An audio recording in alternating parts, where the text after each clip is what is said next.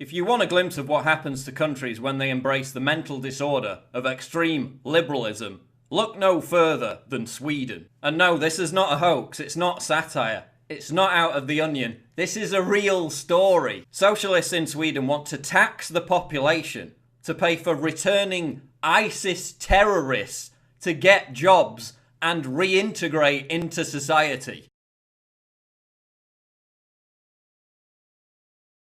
Arero Municipality Councillor Rasmus Persson wants to offer psychological help to enable jihadist militants overcome traumatic experiences they may have suffered while fighting in Iraq and Syria. Sweden's official coordinator against violent extremism, Mona Sahlin, wants to take the idea nationwide and impose a tax aid for immigrants who fought with ISIS. Taxing citizens to pay for the reintegration of violent nutcases who behead people, throw gays off buildings, and stone women to death. It's liberal! And remember, this is a country whose taxpayer-funded expert on Islamophobia went on to join ISIS.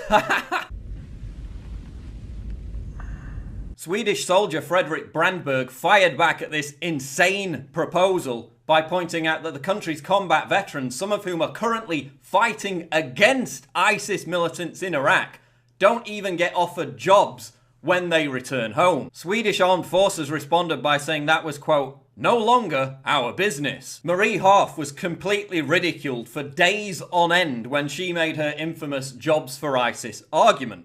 But there's no ridicule in Sweden. This is being treated as a legitimate debate. Now, there's also a big debate at the moment in Britain about how to prevent ISIS wannabes from leaving the country to go and fight in Syria. God knows why. I mean, just go and let them blow themselves up for all I care. But at least the hundreds of jihadists who are now returning to Britain are actually being arrested.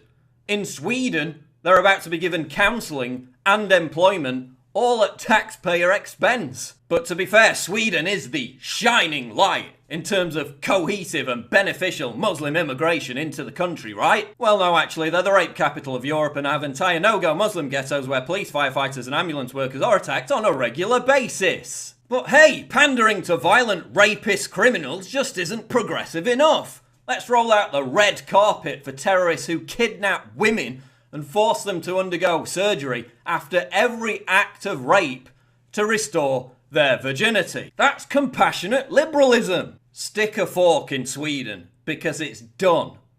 And this once proud nation can now only serve as a warning to others about what happens when governments become afflicted with the mental disorder of extreme liberalism. Check out the other videos, subscribe to the channel. I'm Paul Joseph Watson for Infowars.com.